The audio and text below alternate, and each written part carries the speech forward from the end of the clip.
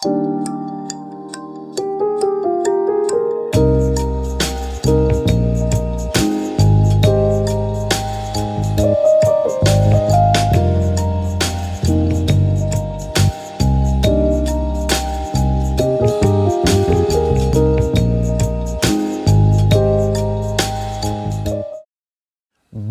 bienvenue dans l'émission Partage ton cœur, une émission dédiée pour les témoignages de mes invités que j'invite durant cette semaine. Et aujourd'hui, je suis avec Bruno.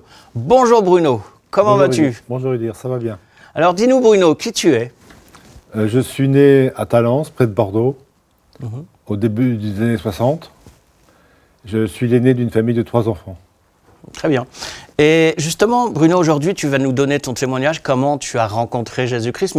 Et puis, bien sûr, mais un peu avant, dis-nous, Bruno, comment vivais-tu avant de rencontrer Jésus-Christ ? J'étais un enfant timide, très réservé, et j'ai eu une scolarité sans difficulté, jusqu'à la classe de seconde où tout a été changé pour moi. Alors, qu'est-ce qui a changé pour toi à cette période ? J'ai eu un accident de voile dans le sud de la France et j'ai perdu l'usage de la parole. Wow. Du coup, mes parents ont eu peur et j'étais dans un hôpital où ils m'ont fait 20 électrochocs pour retrouver la parole. 20 électrochocs pour trouver la parole ? Oui. Et comment ça se passait ? Parce que les électrochocs, moi je pensais que ça avait disparu, ces choses-là, non ? C'était en 78. Ah d'accord, donc c'était il y a longtemps. Oui. Et justement, alors raconte-nous comment ça s'est passé. Ça s'est très bien passé. J'ai pu retrouver une scolarité normale. J'ai pu passer mon bac, faire un DUT en mesure physique et tout ça. Et tout s'est bien passé. J'ai été diagnostiqué bipolaire à l'âge de 20 ans, en 82. Donc tu es bipolaire aussi, c'est ça ? Bipolaire et schizophrène. D'accord. Et justement, tout ça, c'est arrivé depuis que tu as quel âge ? Depuis l'âge de 16 ans. Depuis l'âge de 16 ans, d'accord. Et c'est comme ça que tu vivais avant de rencontrer Jésus-Christ ? Oui, avant de rencontrer Jésus-Christ. Et grâce au médecin, j'ai pu passer mon bac et faire un IUT en mesure physique que j'ai réussi brillamment en 87 à l'âge de 25 ans. Wow. Et justement, comment les gens se comportaient vis-à-vis de toi, que ce soit la famille ou les camarades d'école ? Comment ça se passait ? Un peu de moquerie, mais je ne tenais pas rigueur des moqueries des autres. Ok. Waouh.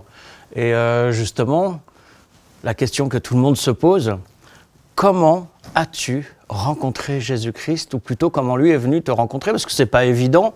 Avec tout ce qui t'est arrivé, toutes ces maladies, toutes ces souffrances, ainsi de suite, les moqueries et tout ça, de dire que ouais, je vais croire en Dieu, mais tu vois pas tout ce qui m'arrive. C'est la plupart des gens, c'est ce qu'ils disent. Quand j'entends beaucoup de gens, par exemple, dans la rue, ils me disent ouais, mais tu te rends pas compte de tout ce qui m'arrivait. Ouais, si Dieu existait, toi, tu as quand même suivi Jésus. Alors justement, maintenant, dis-nous ton témoignage, tout simplement. J'ai rencontré une jeune femme chrétienne. Et pendant que je faisais mes travaux dirigés, mes cours au CNAM, mon ami s'embêtait à la maison et me parlait d'une église où on parlait en langue. Alors, dis-nous, c'est quoi une église qui parle en langue ? Est-ce que c'est des langues étrangères, des langues françaises ? C'est quoi les langues ? C'est des langues... Il n'y a que Dieu qui comprend ce qu'on dit quand on parle en langue. Quand je suis arrivé à Gare de l'Est, il y avait mon ami qui sortait de la bouche du métro, comme par hasard, et qui m'a dit « c'est la deuxième rue à gauche, rue des Recollets ». Et je suis entré dans cette église, et je me suis agenouillé comme tout le monde, ils priaient tous en langue, et j'ai pleuré pendant 2 heures tous mes péchés. Donc, c'est pourquoi est-ce que tu as pleuré sur tous tes péchés ? J'étais quelqu'un de très mélancolique, et du jour au lendemain, je suis devenu joyeux. Alors, est-ce que tu peux nous expliquer, justement, c'est le but aussi de cette émission, comme le nom l'indique, partage ton cœur. Alors, c'était quoi le déclic, finalement ? J'étais saisi par l'esprit, et... L'esprit de qui, de quoi ? L'esprit de Dieu. L'esprit de Dieu, donc le Saint-Esprit, c'est ça ? Oui. Ok. Et il chantait « Il m'a sauvé, pardonné, par son sang m'a racheté. Oui, mon sauveur a tout fait pour moi. » D'accord. Et justement, Le déclic, c'est quoi finalement? Est-ce qu'il y avait quelque chose en particulier qui t'a touché à ce moment-là pour donner ton cœur à Jésus? Puisque là, on parle de ta conversion. Donc, comment Là, ça j'ai eu s'est la fait? repentance et la nouvelle naissance en même temps. Alors donc, la repentance. Donc tu t'es repenti, mais pourquoi est-ce que tu t'es repenti? Je sais pas, c'était spontané. Et moi, il y a eu quelque chose de magique que je sais pas comment expliquer. Et à partir de là, j'y suis allé tous les mardis, tous les vendredis, tous les dimanches, pendant 3 mois. Ok. Alors donc, par rapport à cette nouvelle vie en Jésus-Christ, puisque tu as accepté de suivre Jésus-Christ, d'aller au culte, ainsi de suite et tout ça, de croire en lui et de demander bien sûr pardon comme tu l'as fait, qu'est-ce qui a changé dans ta vie? Ma vie n'a pas changé comme ça du jour au lendemain, mais j'étais pris par Dieu, quoi. Je suis tombé amoureux de Dieu. Avoir obtenu un deuxième mesure physique, avoir une amie, avoir un travail, tout ça, ça m'était complètement égal. Je voulais vivre pour Dieu. Et j'étais à la banque, j'ai retiré les 3000 francs qu'il y avait sur mon compte, et j'ai tout distribué dans la rue, et j'avais plus aucune notion des réalités. À cause de Jésus? Oui. Et pourquoi à cause de Jésus? Je voulais pas dire à tout le monde que Dieu existait. Et pour le dire, toi, tu distribuais ton argent? Oui. Ah, j'aurais bien aimé être là ce jour-là. Hein. Et donc, du coup, cette joie, en fait, finalement, c'était une joie dans ton cœur hein, qui t'a rempli. Et qui Une t'a grande joie, transformé. oui. Ouais, une grande joie. D'accord. C'est incompréhensible, j'ai été saisi par l'Esprit et je voulais suivre Jésus. Alors, quand tu dis l'esprit, tu voulais dire l'esprit de Dieu, c'est ça? Oui. D'accord. Et tu voulais suivre Jésus. Alors, pourquoi justement? J'ai senti la paix, la joie et l'espérance. Et j'étais très très joyeux. D'accord. Et justement, cette joie se manifestait comment? Il n'y avait plus de mélancolie. Ok, plus de mélancolie. Oui. Et c'est venu tout de suite à ta conversion ou après? Dès le 5 janvier 88, quand j'ai rencontré le Seigneur à l'église où mon ami allait. D'accord. Et là, tu avais la joie dans ton cœur, hein, c'est ça? Oui. Tu n'avais plus de mélancolie parce qu'avant, tu étais mélancolique. Oui. Ah, c'est triste, c'est ça? Oui. Et là, justement, donc c'est la première chose, en fait, qui a changé dans ta vie, c'est le fait que cette mélancolie soit partie Oui. et que la joie soit venue. Waouh! J'ai pu reprendre une formation en informatique industrielle et j'ai travaillé en intérim et j'ai passé un concours dans l'administration où je suis arrivé 15e sur 200 et ils en prenaient 18 et j'ai pu avoir un travail pour toute ma vie grâce à Dieu. D'accord, ok, très bien. Alors maintenant, on approche de la fin de l'émission. J'ai une dernière question pour toi, Bruno.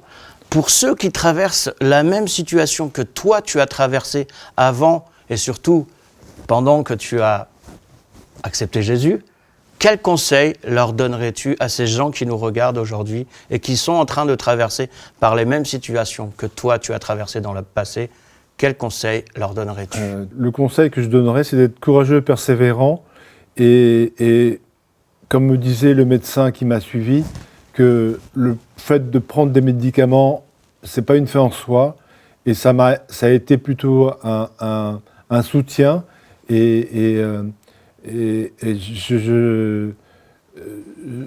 J'invite les gens à écouter les médecins. Et moi, j'étais rebelle et j'ai arrêté 7 fois les traitements. Et dans la Bible, au Proverbe 24, verset 16, il est marqué « Le juste tombe 7 fois et il se relève ». Et je me suis relevé 7 fois. C'est pour ça que je parle de persévérance et de courage. D'accord. Alors, est-ce que, du coup, tu as pris les traitements par la suite? J'ai pris les traitements par la suite et à l'âge de 50 ans, j'ai dû voir un néphrologue parce que mes reins étaient touchés par le lithium. Et j'ai une néphropathie au lithium et j'ai dû faire une dialyse de 2019 à 2022 et grâce à Dieu, j'ai pu avoir un rein en greffe. Et ça fait 3 ans que j'ai une greffe de rein, grâce à Dieu, et que je peux vivre normalement comme tout un chacun. Waouh! Et justement, pour les personnes qui regardent cette émission et qui vont peut-être ou qui attendent un greffon, une greffe en tout cas, qu'est-ce que tu leur conseillerais? Parce que ça doit être aussi une étape assez difficile et compliquée d'être dans l'attente, parce que tu sais que tu peux peut-être partir, mourir plus tôt que prévu, parce que Oui. tu n'as toujours pas eu cette greffe. Alors toi qui as eu cette greffe il y a 3 ans, c'est ça? Tu as attendu Le combien 30 de temps? décembre 2022. Je sais qu'il y en a qui attendent des années, des années, des années. Toi, on va dire que c'était plus ou moins rapide, et encore. Mais alors justement, pour les personnes qui sont ou qui dans la même situation que toi tu étais, qu'est-ce que tu leur donnerais dans cet état de peur, d'angoisse, d'attendre une greffe? D'avoir confiance en Dieu. C'est ce que tu leur dirais. Oui. Autre chose peut-être? Et Dieu n'est ni en retard, ni en avance, il est juste à l'heure. D'avoir confiance en Dieu et de croire que Dieu est compatissant et qu'il aime ses enfants et qu'il veut les sauver. D'accord, donc tu as prié Dieu, tu as demandé Je lui ai demandé d'intervenir. d'intervenir. Oui. D'accord, et comment, est-ce que tu peux nous citer par exemple un exemple, comment tu as fait, ou une prière pour dire à Dieu, c'était quoi la prière que tu as faite tout simplement? Est-ce que tu te rappelles? Dieu m'a dit, ne crains rien, je t'aime, fais-moi confiance, je suis là. D'accord, et toi, qu'est-ce que tu lui as demandé à lui, à Dieu? Je lui ai demandé de me sortir de ce problème de dialyse. Ok, et ta prière c'était juste ça? Oui, Dieu m'a sorti de cette impasse de dialyse et maintenant je vis normalement. Là, le début janvier 2026, j'ai fait mon 3e contrôle annuel de greffe rénale. Le cardio était bon, l'écho-doppler du rein était bon et la prise de sang était bonne. Et je suis reparti pour une nouvelle année. Bon bah, que Dieu en tout cas entende tes prières, et aussi pour tous ceux qui traversent ces situations difficiles et compliquées. Mais comme tu as si bien dit tout à l'heure, priez Dieu, demandez-lui au nom de Jésus-Christ, car à des moments donnés dans nos vies, comme toi, comme tant d'autres, Bruno, si Dieu n'intervient pas, c'est compliqué. Mais au moins avec Dieu, nous avons un soutien, c'est ce que tu as dit également, Bruno. Alors sur ces beaux mots de la fin, on vous dit tout simplement à une prochaine fois dans l'émission Partage ton cœur. À très bientôt, bye bye.